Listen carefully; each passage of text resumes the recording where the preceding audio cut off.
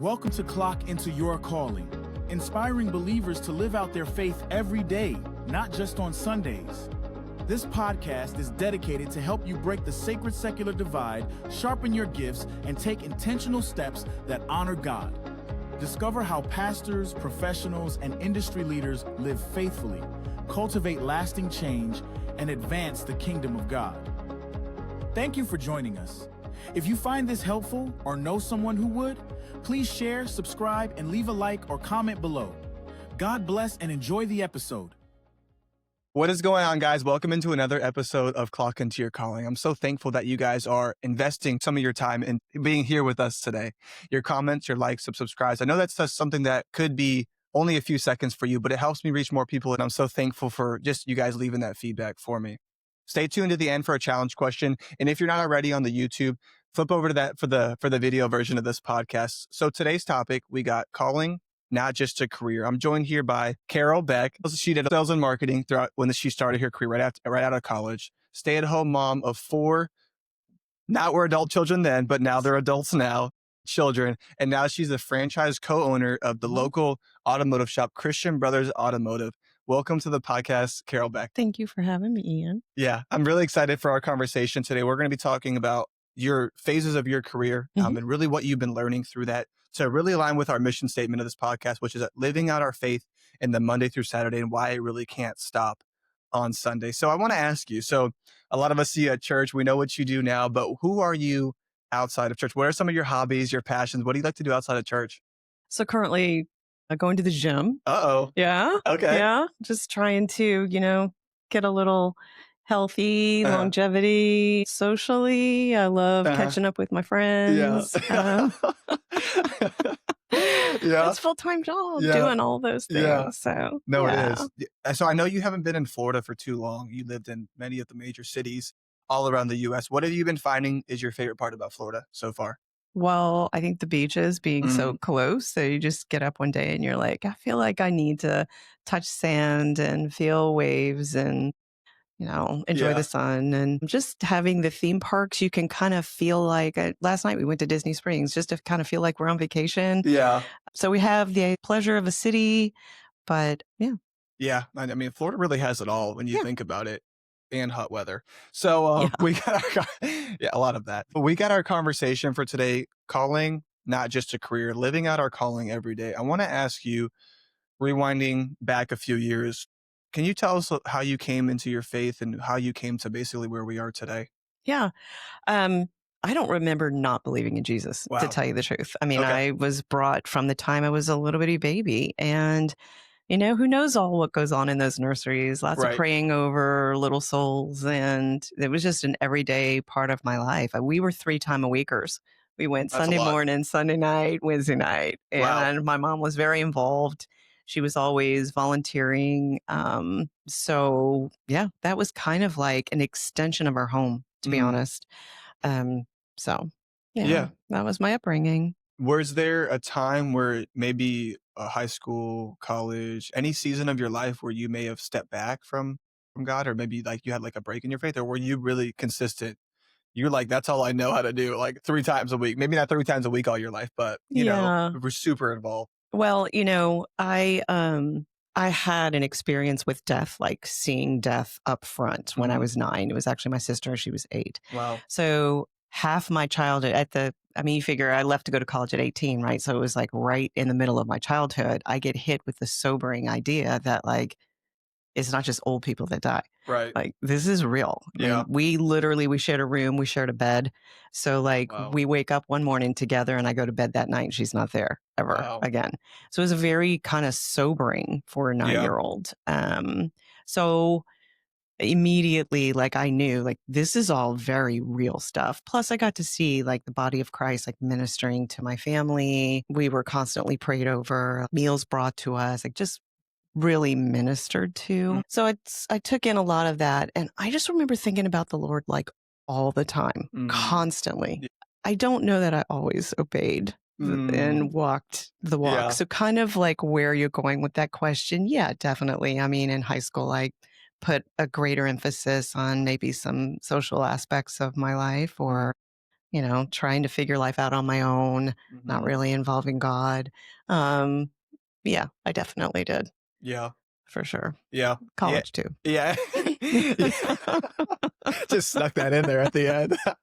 Yeah, it's so hard. I mean, and those are, I feel like, the pivotal years, especially when you get out of college. I think it really sets the trajectory of your life and who you get around, what you get involved with. And it's tough those ages of your life because you're not just trying to do what's right all the time. You're just trying to fit in. You're trying to be the most popular one, be cool, be liked. And there's a lot of opportunity to stray away from your faith. And, ultimately we see where you are now, life bearing so much fruit. And it's clearly evident. Anyone who's came in contact with you just for a little bit, I'm sure they left with a little bit more joy.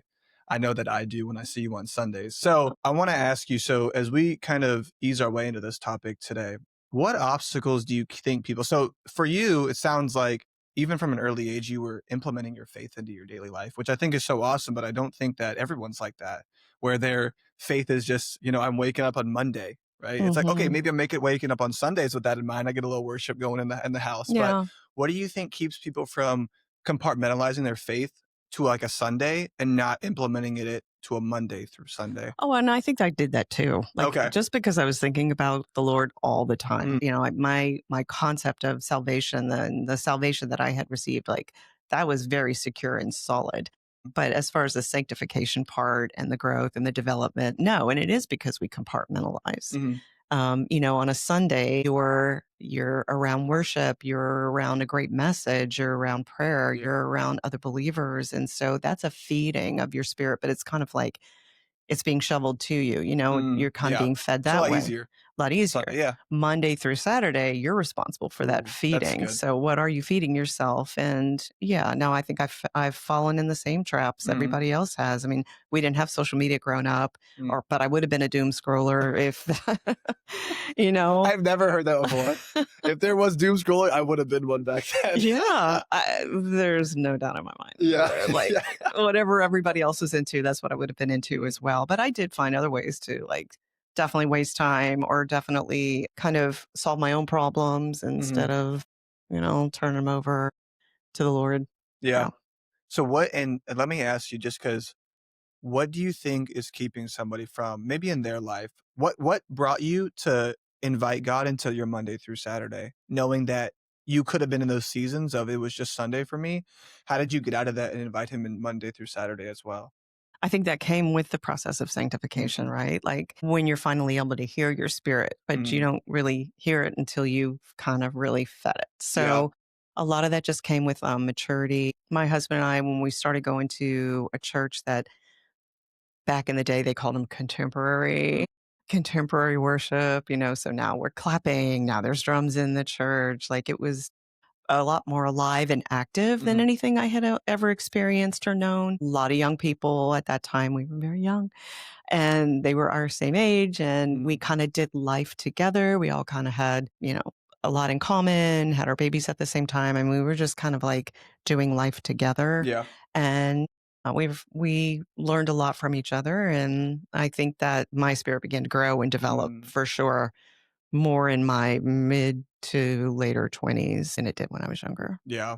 I know, just getting involved and getting around some people that doing life similar to you at any age, I feel like it really makes a difference. And I don't think that there is a cap to that, and who your friends really do determine your future and what's constantly being fed into your brain.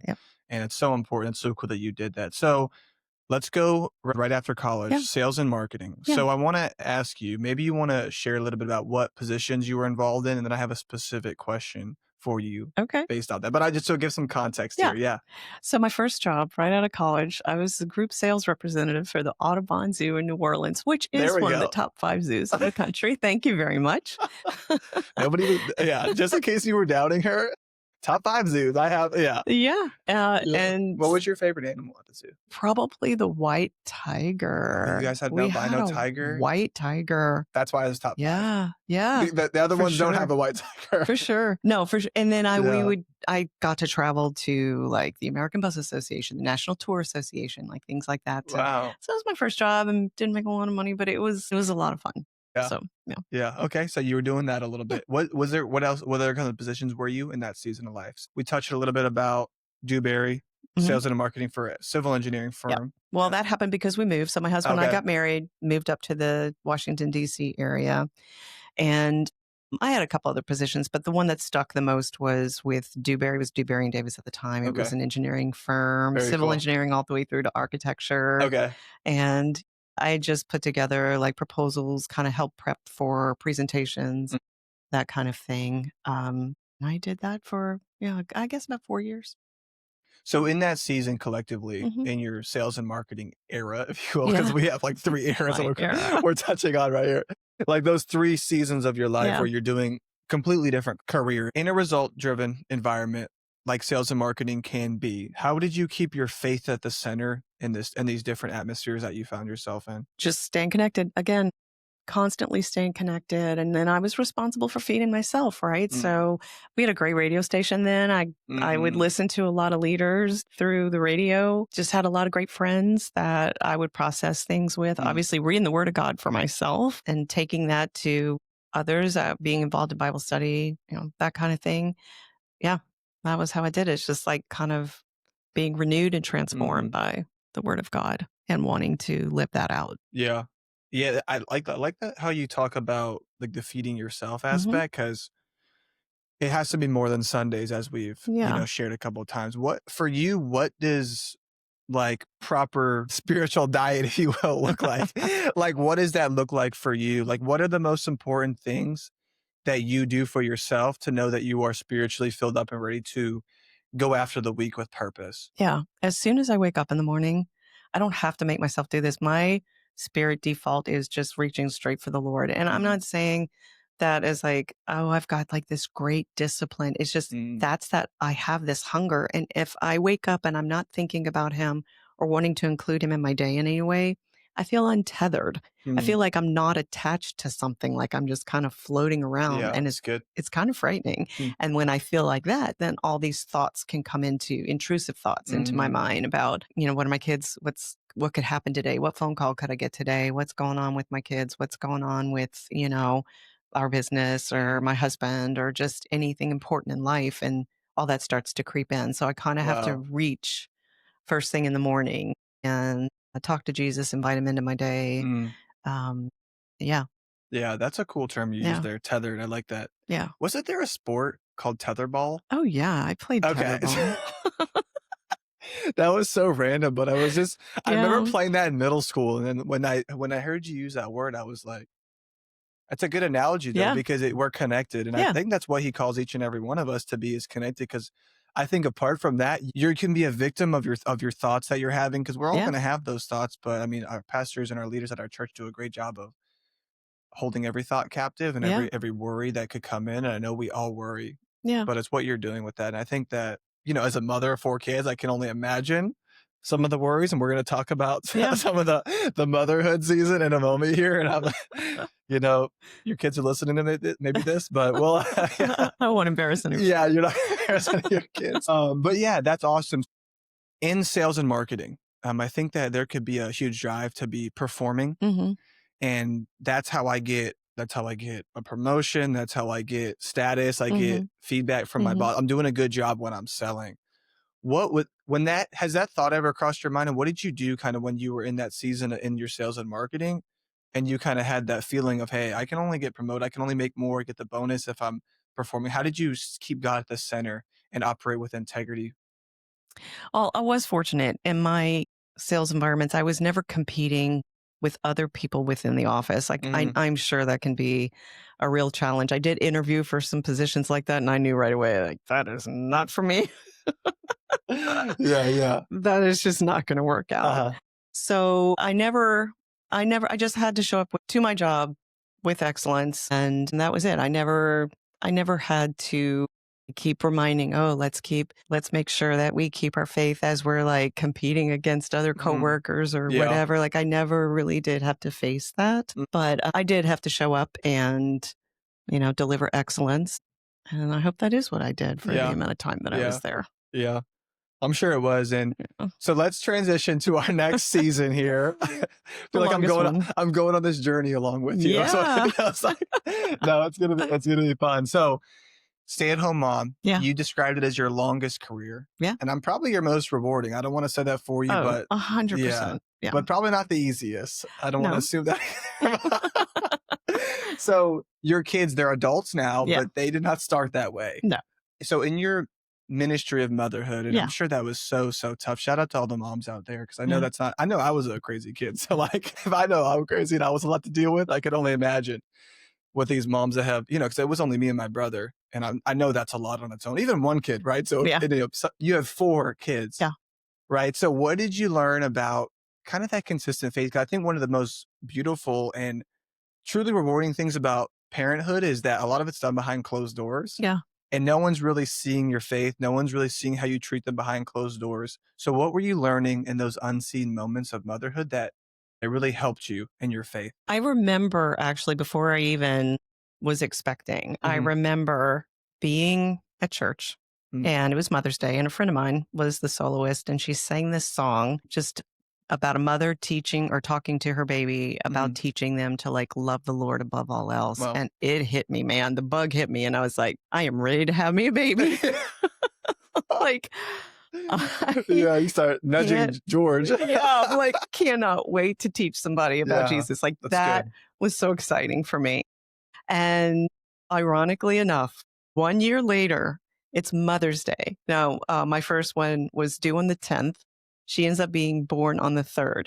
So Mother's Day that year was on the 10th or 11th, but it was that following weekend. And I was joking with the pastor because they were having baby dedication that day. Oh. And I said, look, I'm this far along. Can't I just like stand up there? I mean, look, she's like, or the baby's like very much alive. And he's like, yeah, no, we like them to be out of the womb when we dedicate them.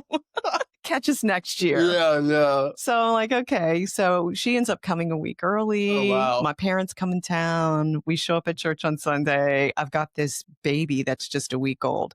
My girlfriend, I had no idea this was going to happen. She gets up, she sings the exact song.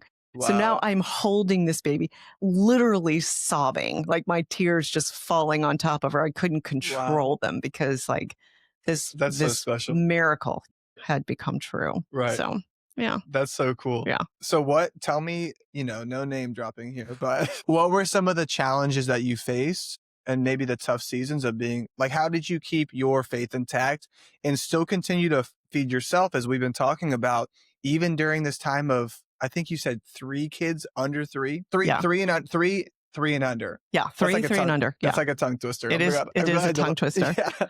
3 and under. What were you doing in that season? Yes, losing my mind.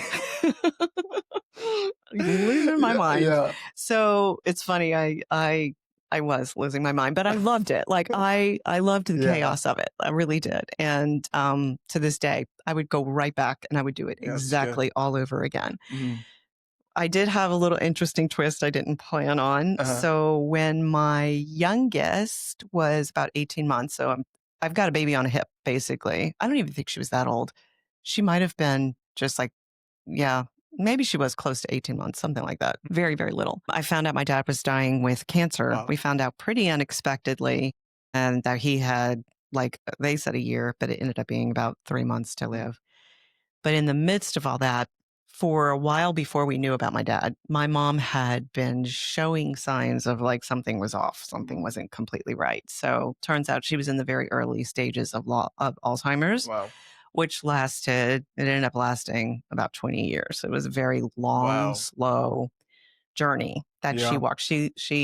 We started noticing it when she was in her 60s, and she died at 84. So she lived a long time with that illness. But now, my dad, who we always considered her caregiver, essentially, she was very much functioning at that time, was going to leave. And what was going to happen? So my dad did pass away in January, and my mom was pretty adamant, like, oh, I'm not leaving my house. Now, keep in mind, I was the daughter. We have, at this point, 2. I have a sister, and I lived the closest to my parents, which was 8 hours away. That's not close. Not close at all. Not close at all. And, my mom was determined. She's like, no, I'm not leaving here. I'm Louisiana born and bred, and this is where I'm staying.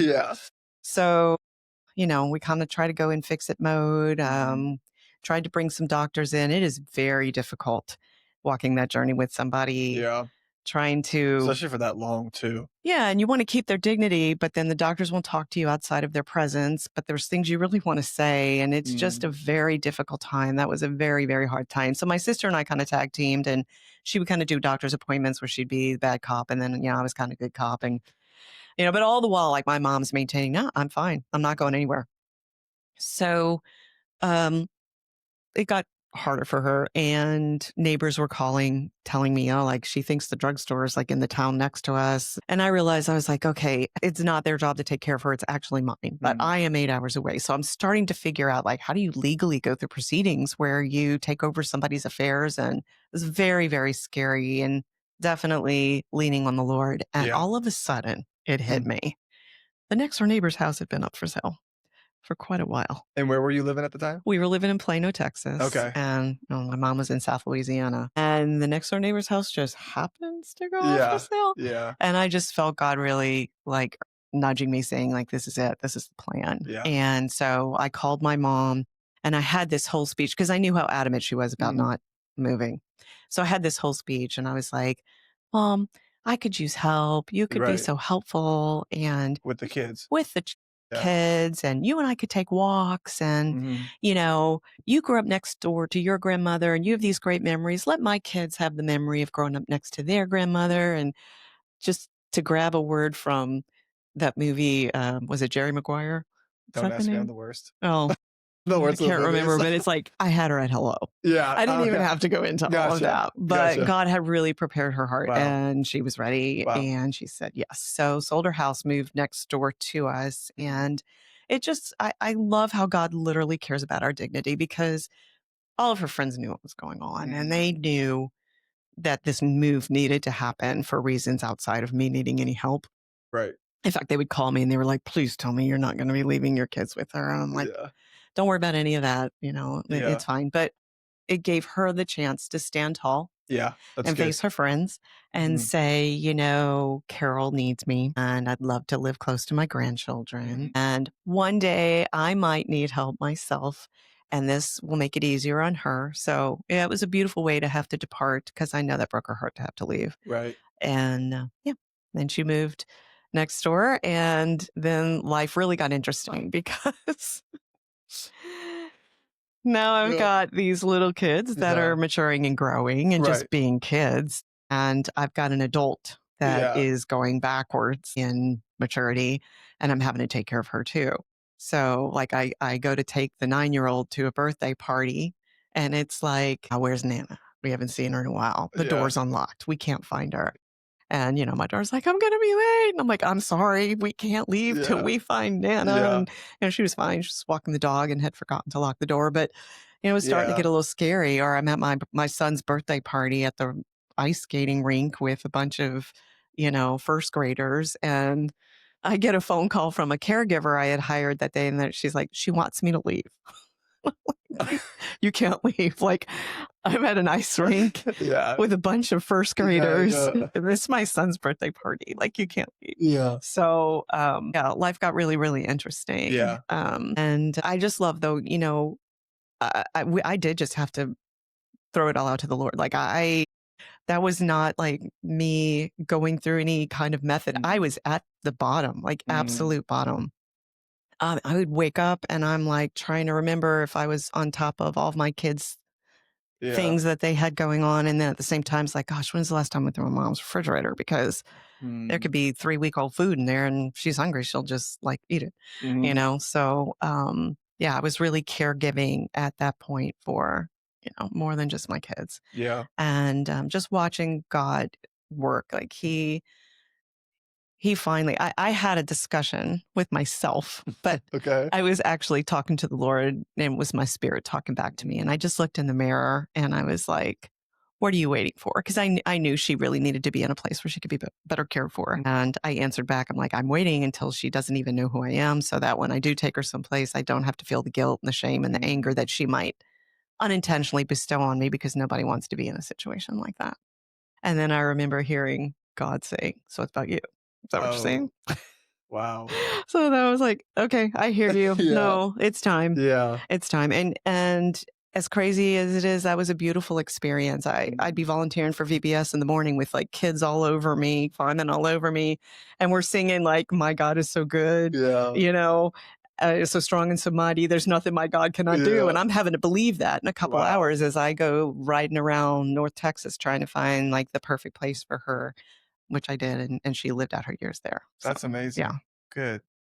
That was probably special though for your kids to grow up next to their grandmother too. Yeah. Just to have that family close by. Yeah, I think so. Yeah, that's special. Yeah. I do have to say, there were a lot of moments in there that tested my faith to the limits of me not always acting out as a daughter of God should. I can remember one time in specific that being in the van, I've got all my kids in the van, my husband's in the van, my mom's in the van. A school bus then? Yeah. Because like, I don't know how long I'll fit in a van. We're all in the van. Yeah. And my mom said something just out of her condition that was, but it like to a healthy minded person who could read the room, you wouldn't have said that. I was in a very tense moment. I couldn't find something and I'm like digging around and there my mom says something, which again, somebody with a sound mind wouldn't have said at the moment. And I just, and just like lost it to where like George looks at me and he's like, oh, stop. And my poor mom, I probably scared her completely to death. The kids, I'm sure, were, not happy to have to listen to that either. And later, I had a relative in my life who I just deeply, deeply miss. But I remember later her telling me what a great daughter I was. And I was like, she has no idea. She did not see the girl in the van that like lost her mind on her mom. Like, I mean, what is one of the commandments, right? Honor your mother and father. But here was a woman who deserved honor beyond the fact that she was my mom, but she was somebody who didn't have complete control of all of her mind. And I lost it on her and I was like, she does not know me. And then I waited a second. I was like, no, she knows me, and I don't think she was speaking to the girl that lost it in the van. I think she was speaking to the daughter she knew I could be and that she knew I was capable of being. That's awesome. And her speaking that life into me and assuring me that I was that, even though I knew I wasn't, inspired me to want to be that. That's amazing. So, yeah. And we all need those people in our life. Yeah. To see what we're not at the moment, and just to share that you may not have represented yourself well then right there. And I know that's not who you are. And I think that's such an easy place to give encouragement and feedback from too, because I know that's not who you are. Yeah. Right. And they can see something that you may not see at the moment. Yeah. That's awesome. But there were many of those. Yeah. Yeah. Do you have, so I don't want to move on too quickly. Do you have any other thoughts on the motherhood or any on the ministry of that or stay-at-home mom? Any other thoughts there? Only that I knew that's what I was created to do. Like I knew 100% of the time. And I'm sure my kids were sick and tired of like, I would make everything a sermon. I really would. And that's just an apple, Mom. No, it nourishes your temple. And when your temple is healthy, you can sustainability. Okay. That's not a lie.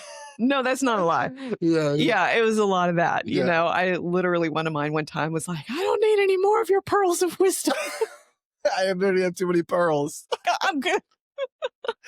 Well, I have too many pearls. All right. But let me ask you one more thing before we move along here.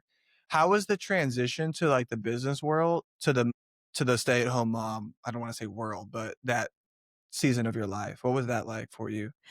Was that a big adjustment? So to be very fair, like my husband handles like the more business side of things. Okay. So I mostly handle the relational side of things. And I think I've just taken mothering to a different level. Just ask the guys when, 3-day-old donuts are sitting on the table. I'm like, no, we're not doing this. Are you talking about the guys at the shop? Yeah. Okay. Yeah. Shop? Okay. Yeah. Like, still a donut. That's something I would do. That's why I can relate. I'm just like, listen, let me Google how long you can eat donuts for after the day. Like, that's what I was thinking about. That's what I would do. So, I think I kind of, I don't know. I don't want to say I mother them too, because I think they'd be like, oh, yeah, no, you're not my mom. But it's more relational for me now. Yeah. Okay. That's awesome. So we talked a little bit about it. Now, current position. So you guys or you and George, your husband, are owning a franchise location of Christian Brothers Automotive. That's amazing, first of all. Such integrity that they operate with. I know that I just even call them for questions sometimes and they just happily give it to me. And shout out to George real quick, because he's always offering the shop up for so many small groups. Just offering that space. That's such an amazing, I mean, he's an amazing man, and allowing him to do that more than just the business side of things, not getting anything out of for his business. And then I know I've been to a couple small groups at Christian Brothers at an auto shop. So I know that's so cool. But so if anybody's been to the mechanic, I know sometimes there can be a lot of stereotype of mistrust going along there. Sometimes and it's tough because as a consumer of that kind of service, I don't know the ins and outs of my car, my engine. Like, that's what I come to you for. Yeah. And I know that being an automotive shop, you can kind of take advantage of that. And so how do you guys owning that automotive location and also being a Christian business as well, how do you build a culture in there that operates with integrity and relational trust? So for us, we started, the business itself, has like the golden rule, like, do unto others, like treat others how you want to be treated. That's kind of like the verse of the franchise. Really, it's like painted on our shuttle. It's on our website. We've got it painted on the wall just as a reminder. But in terms of like our particular shop, as we were being vetted and we were vetting them, they were vetting us back and forth, there'd be questionnaires and stuff to fill out. So we had to kind of fill out a verse that we would claim the business on. And for us, it was Matthew 6:33. Seek first the kingdom of God and his righteousness, and everything else will work out, essentially. So we just simplified that by saying, do the right thing all the time, and everything else is going to work out. When the business was physically being built and the foundation was laid, one of my daughters and I headed over there with a Sharpie, and we had a bunch of verses, and certainly that was like the main verse we wanted on the floor, but we wrote a lot of other things and like blessings and stuff like that we wanted over the business. Cool. That's really cool. That was the start. So whenever something comes around and a decision has to be made, like how is it going to handle? Like that's the first filter. To treat others how you want to be treated. First of all, you want to be heard and you want to be understood. And you want to be treated fair and honest and transparent, right? Right. And then also for us on the business side of it, seek first God's kingdom. Like, what is the right thing to do in this situation? Yeah. That's so cool and I love that the sayings from the recess playground when you were like 6 come back now, like treat others how you want to be treated. Yeah. And it's funny how like childish that sounds, but the amount of times we don't do that is very, very often, myself included. If I don't get enough sleep, I could lash out in a moment. Like, that's like such a simple thing that we all really can do. So fundamental, so simple. Yeah. Yeah. And I love that that's what you guys were doing, even preparing yourself and preparing your heart for that business to be launched. I think that's so important. So but I know that running, I don't know that because I've never done it, but I assume that running a business with believers can be hard. I mean, a lot of the principles that determine your guys' success in a secular setting are not what determines your success from a spiritual and a non-secular setting. So how do you guys deal with when you guys look at like your profit, your reputation, your success, your growth without getting consumed by those results and like the secular mindset of that when you run a Christian-minded business? Well, I will tell you this, George is a driver of excellence, period. He is. Like, he is. And people that have worked with us, like they figure out very early on, if you're mediocre, ho-hum, like this is good, I'll be fine, I'll settle for this. You and George are just not, it's just not. And it's never going to be a severance of like, get out of here. Yeah. It's just like, you know what? We love you. This is just probably not the best setting. Yeah. We have to deliver excellence. We have to deliver excellence for our customers. I mean, that's what the whole business is about. Without it, we don't have it. Without it, the technicians have no work. Without it, the front office people have no work. And, we have to deliver that level of excellence. Our market demands it and we're here for it. George holds everybody accountable to that. Yeah. And we have to be trusted not only by our clientele, we have to be trusted by the people that work for us. Oh, that's good. And we found out early on when we were interviewing how horribly these people were treated. Horribly. It really was a shock. Call it our naivety, but it was a shock. And George had always worked in corporate America and had that for like 30 something years. And there was a decorum just to how people were treated. I mean, I'm sure there was like things that went on that God wouldn't always smile about, but there was still a decorum and a way and a system and how things were treated. Some of these folks that we're interviewing, when we hear their stories, we were just like, are you kidding me? We've even seen message threads of how people were spoken to.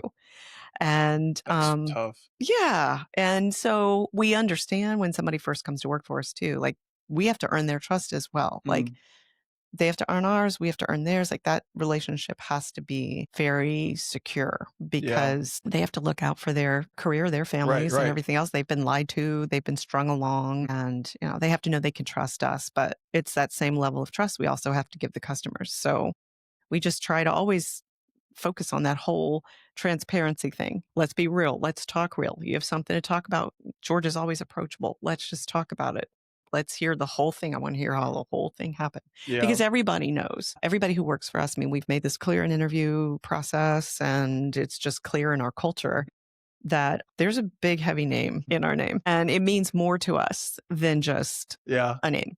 So if anybody does anything to make that name less than what it is, it's kind of a one strike. We just can't have it. We'll still love you, send you on your merry way, but we can't have you tarnish the name of our business, which happens to bear the name of our God. No, that's good. I think you guys have been doing such a great job leading that place. The intentionality is not unnoticed. Yeah. So I enjoy going there, just the intentionality with everything that you guys do. And you make a good point. I actually talked to somebody the other day. They were like, Christian, is the guy's name Christian? Or is it just like they're Christ followers? Yeah. And I was like, no, it's a Christian-based business, Christian Brothers Automotive. But yeah, I think that there could be if this guy's named Christian and he wants to start an automotive business. So I want to ask you, so we talked a little bit about your different seasons. So you've done a lot, it sounds like. Yeah. You've worn a lot of different hats in different times. And I want to ask you though, what do you think happens when believers, as yourself, and you've done this before, start to integrate your faith from your Sunday through your Monday through Sunday? Oh, your ministry widens, and you don't even realize it. I mean, I was at the grocery store the other day and I just saw this lady walking toward me. I cannot look at another human without smiling. I mean, it's just... I can attest to that. Well, I think it's weird not to. Like, it just doesn't work for me. And so she stopped and she said, "You smiled at me." And then I thought, oh, goodness. Do I have something in my teeth? And then she goes, "Nobody smiles at people anymore." Wow. And I thought, well, it just, that's just natural for me. Or if, you're walking into a store and by your perception, there's footsteps somewhat behind you. I mean, you can either let that door slam and you just keep walking, or you can take 2 seconds and hold it open. And to see people's reaction is like, oh, thank you. Yeah, like, people would have thought you just bought them a house just where you opened the door for them. I just recognized a human was behind me, and I didn't want a door to slam. Like, I don't really understand how that's so worthy of your praise, but yay. Yeah. No, that's awesome. I think and that it's sad, but also kind of rewarding at the same time that it doesn't take a lot to make somebody's day now. And it's sad because a lot of us aren't doing it and you don't see that oftentimes, but it's good for somebody who wants to start making a difference. They know they don't have to give up, a whole week just to go serve somewhere. Like, hey, just start with that. Start with something you're already doing. I'm already going to the store. You waited 5 extra seconds max to make somebody's day. And that's so amazing. It's just such a little thing. Right. But you never know how that could just change the trajectory of someone's whole day. Well, it's interesting. I've heard all kinds of sermons on calling, right? And you'll hear different pastors define the word calling very differently. I think at the end of the day, if you're a believer, your calling is you're working for the kingdom of God, That's right? good. To make heaven credit, right? That's good. And so one saying I've heard, and I'm not the author of this, I don't know who is, I'd give him credit, but it was something about like your calling happens when the deep gladness of your heart, so whatever in your heart brings you great joy, meets the deep hunger in somebody else. And that can look so many different ways. So that could be taken to the workplace. That could be taken just in your everyday life, your family, your interactions with friends, strangers, really people in the parking lot. That's awesome. Yeah, that's really cool. But so I want to ask you a question. I like to give the audience some encouragement at the end of every episode and something that you're walking through. So what would you talked a little bit about that. So you may have maybe you just want to reiterate maybe some of the stuff that you said, but what encouragement would you give to someone who is in their Monday through Friday, maybe their job, maybe their life, they're going about their life, but they don't think that their job and their work is spiritual enough. And they just think it's kind of mundane. I'm not making a difference to the kingdom. I'm just collecting a paycheck. I'm just paying my bills, whatever you're living with. What encouragement would you give to someone to remind them maybe that their work is more, sorry to cut you off. No. Their work is more than what it may seem. Yeah, no, I couldn't wait to get this out. The first thing I would say is like, fight the lie. Yeah, That's a good. lie. Yeah. That's just a complete lie. So fight that, first of all. And second of all, what I always say is, and I didn't create this saying either. I don't want to plagiarize anybody. Yeah. I don't know if I didn't create this. Carol Beck did. I'm just giving myself credit, third person here. I'm kidding. But it's this. The thing isn't just about the thing. Everything's about everything. So whatever it is you're doing, it's not just about that. It's not just, so it might be something in the moment that you consider mundane. One of my daughter's first jobs was something people would probably consider mundane. Yeah. But she was the one, when the phone calls would come in and people were infuriated, she took it on as a challenge to take that infuriated person and completely turn it around. The way she would talk back, the way she would that's cool. Ask them questions back, and to where they would like, I want to talk to you every time I have to talk to somebody on this issue, because nobody's ever helped me like this before. Yeah. So did she have a mundane job? She would tell you, yeah, that's why she's not there anymore. But she made an impact while she was there, because she just was kind to people and enjoyed taking their frustrations and turning them around. That can be applied to anything you do. And sometimes you got to get out there and just do things. So okay, you're doing something mundane for a while, but God's working through it and he's leading you somewhere. And I love the encouragement, like in Proverbs, where it says, trust in the Lord with all your heart. Don't lean on your own understanding. In all your ways, acknowledge him, and he will make your paths straight. Good. And then I think there's also a verse in Isaiah, like Isaiah 30:21, that says something about whenever you walk from the east to the west, like there'll be a voice behind you saying, this is the way, like go this way. And so God's going to get you where he wants you to be. Don't take on that responsibility right away. Like sometimes do the mundane and be the Holy Spirit. Let the Holy Spirit in you be evident to the people around you when you're in the mundane, and God will lead you to something bigger. That's so good. Yeah, he's preparing you for something bigger. Yeah. Lean into it. You never know. Yeah. One of my greatest phone calls I ever got, actually, it was through Facebook, so it was a message. We talked later. Facebook phone call? Yeah, I was like, that's new. First it was a message. Then we talked later. Oh, gotcha. But this was the message. Yeah. And it meant so much to me. It was somebody I worked with. And I remember I did a short stint as a travel agent. There's a lot of I didn't go into all that with you, but I didn't see that on your resume. Yeah, really short. 1 year. But anyway, we talked about the Lord all the time. And she always had a lot of questions. And she believed in God and all that for sure, and had like a religion. But definitely there was a plan of salvation and a path for her life that she wasn't walking in. And we talked a lot about that, and lost track. We didn't have things like, we didn't even have email back then. We didn't have texting. We didn't have social media. So when we're reconnecting, when all these social apps come up, right now we're reconnecting. We reconnected through Facebook. One of the sweetest things I read in her message was, she's like, I'm a Christian. She was like telling me, and the very last sentence she goes, I totally get it now. Wow. And it brought me all the way back to 20 something years before. Wow. When I had a very mundane job, and, we had these conversations, and it's just something that cool. God used. Yeah. That's amazing. Yeah.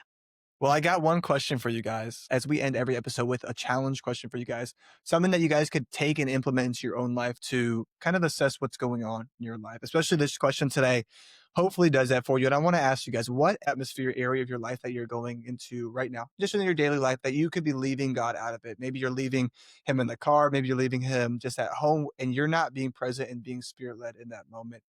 For me, I know sometimes it could be the gym. There's one gym I go to, the music is so loud, and it can easily bring me back a lot of years. And I know it's so interesting how that goes sometimes, and how music can bring you back. But I want to ask you, what atmosphere are you not inviting God into? And what can you do to change that? What can you do?